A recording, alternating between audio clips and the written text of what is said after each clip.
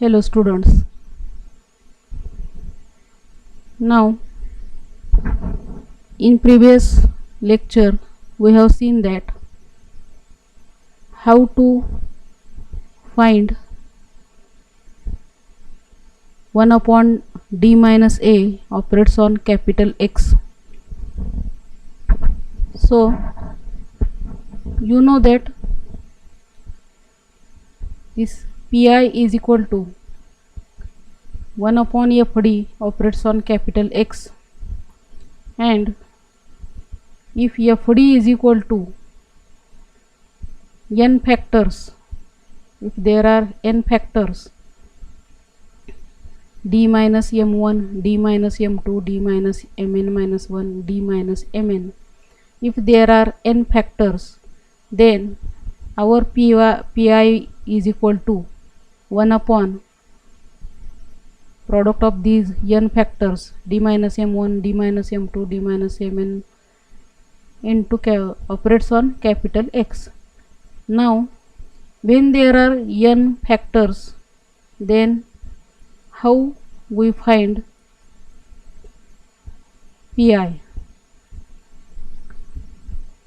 So there are two methods to find pi if there are n factors. So here 1 upon d minus m1, d minus m2 dash dash d minus mn, product of n factors, operates on capital X. So in this method, first we operate the last factor and other factors remains as it is. That means only we operate last factor 1 upon d minus mn on this capital X, and this formula we have seen, that is 1 upon d minus a. In our formula there was d minus a. Now here factor is our d minus mn, so a is replaced by mn. So 1 upon d minus mn operates on capital X is equal to e raised to mn x into integral e raised to minus mn x operates into capital X dx. So this is, we know formula for this 1 upon d minus a is replaced here by mn. So using that formula we calculate value of 1 upon d minus mn operates on capital X.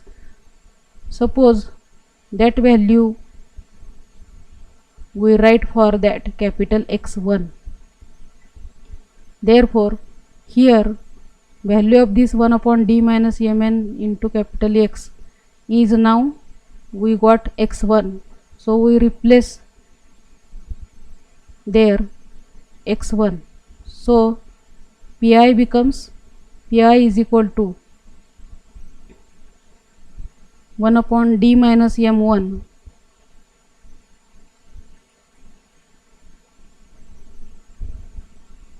into d minus m2 dash dash d minus mn minus 1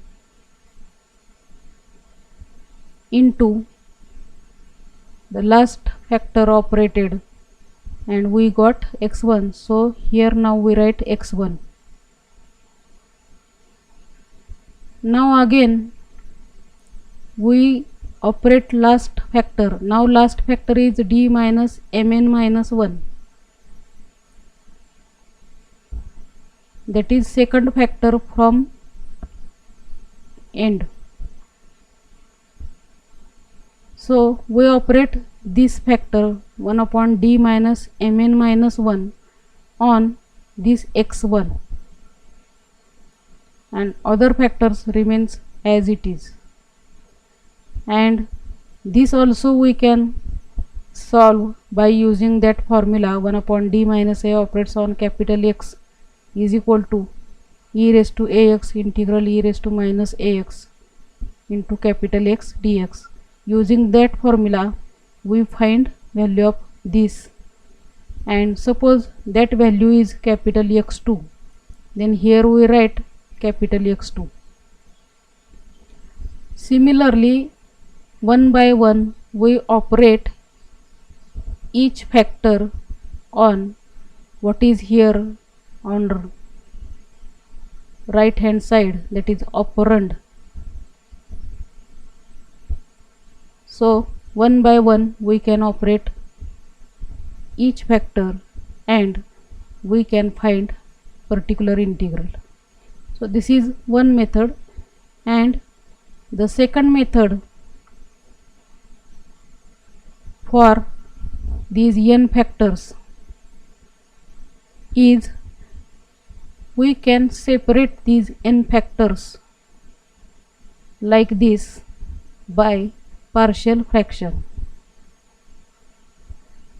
You know partial fraction, in 12th standard you have studied. Again you remember it and do practice for that, so that we can separate these factors by partial fraction, and therefore the product of these n factors now becomes addition of these n fractions. So here whatever value of a1 in partial fraction, there will be any constant value. Instead of a1, a2, an, there will be any constant number. So that constant divided by d minus m1 plus another constant divided by d minus m2 plus dash dash. For nth factor we write an divided by d minus mn. So we can write product of these fractions into this addition, and now we can operate each term on this capital X. That means a1 upon d minus m1, a1 is constant. If we write constant outside, then 1 upon d minus m1 operates on this capital X. Therefore 1 upon a1 into 1 upon d minus m1 into capital X plus a2 into 1 upon d minus m2 into capital X plus dash dash last an into 1 upon d minus mn into capital X. So here simultaneously we operate each term on this capital X, and simultaneously we find solution of each term. So you can see here a1 is constant, 1 upon d minus m1 into capital X. For this we know the formula. Instead of a, here is m1. 1 upon d minus a operates on capital X. So 1 upon d minus m1 operates on capital X. For that we write e raised to m1x integral e raised to minus m1x into capital X dx. Similarly for this 1 upon d minus m2 operates on capital X. a2 is outside, it is constant. So a2 into, for this we write e raised to m2x into integral e raised to minus m2x into capital X dx. So for each factor we write, use formula, and we can find value of that each term. So these are two methods. Either you can operate one by one factor, or by partial fraction you can separate all the terms factors, and then you can operate simultaneously on capital X. So we see here one example. Solve d square plus a square into y is equal to tan ax. Now here is example. On RHS there is no 0, therefore we have to find here CF as well as PI. So solution of this linear differential equation is y is equal to CF plus PI. Now to find CF, I have told you how to find CF. So to find CF we have to take auxiliary equation FD is equal to 0. So auxiliary equation is here d square plus a square. So d square plus a square is equal to 0. Therefore d square is equal to minus a square. Therefore d is equal to plus or minus square root minus a square. We take here square root and there are two square roots plus and minus.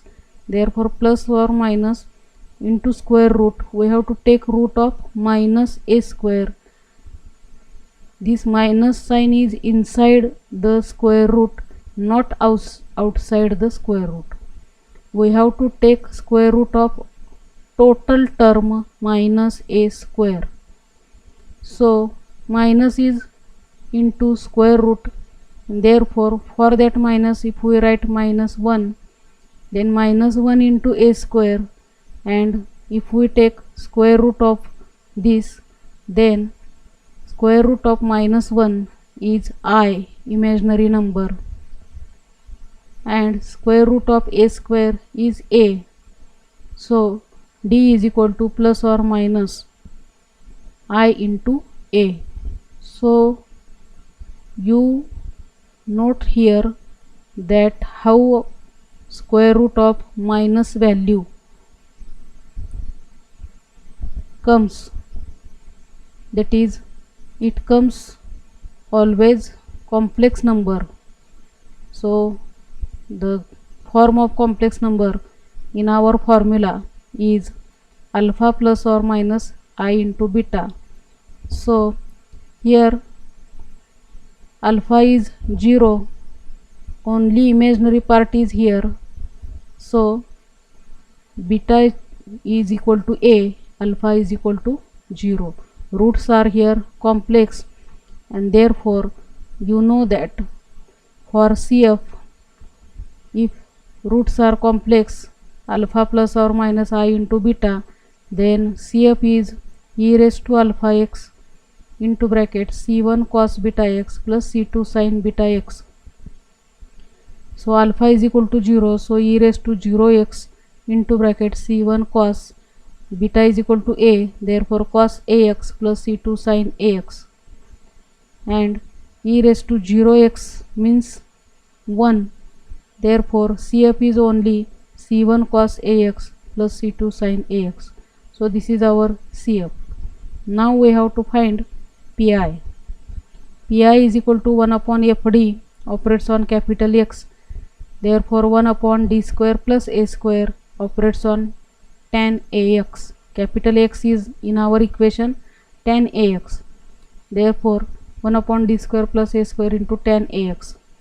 So again here we factorize this d square plus a square, then we get factors for d square plus a square as d plus ai and d minus ai.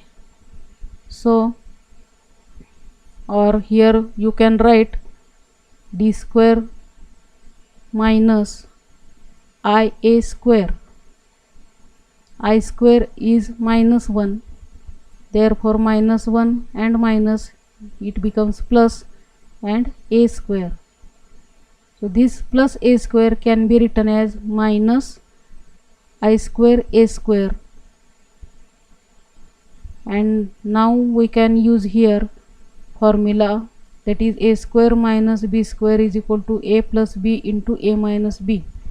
Therefore factors for this are d plus ia or ai into d minus ai. So these are factors, and capital X is tan ax. So 1 upon fd into capital X, and we have factors. Now we have used here second method to find pi. We have separated these two factors as 1 upon d minus ai minus 1 upon d plus ai. If we solve this subtraction, then we get numerator on numerator 2ia. So our numerator is only 1. So to cancel 2ia, I have written 1 upon 2ia into bracket. This you solve yourself by partial fraction and see how it comes like this. So here separated these two factors, and now we have to find value of this each term. So first we take only one first factor, that is 1 upon d minus ai into tan ax. So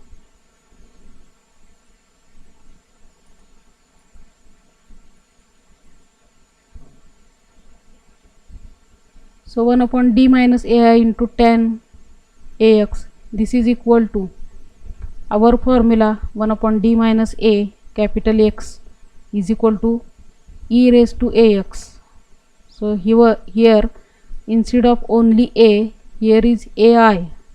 Therefore in formula we substitute ai. Therefore e raised to aix into integral e raised to minus aix into capital X tan ax dx. Now here e raised to aix, for that we use Euler's formula, that is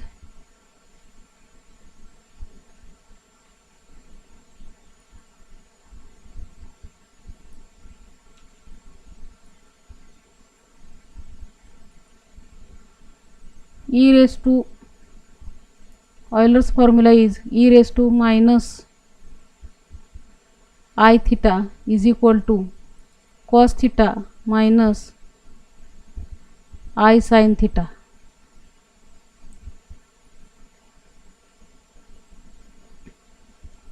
So e raised to minus I theta is equal to e raised to cos theta minus I sin theta. Here inside the integral we have e raised to minus aix. So for that, instead of theta there is ax, e raised to minus I theta, here is e raised to minus I ax.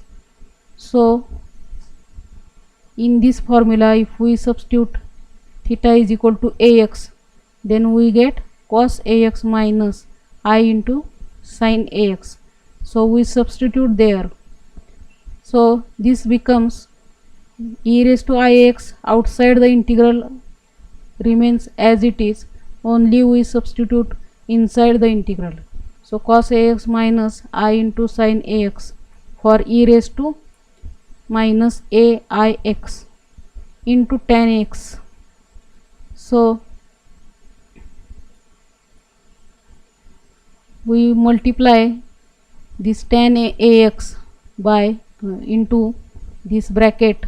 So this becomes integral cos ax into tan ax, that is sin ax upon cos ax, minus I sin ax into tan ax, that is sin ax upon cos ax.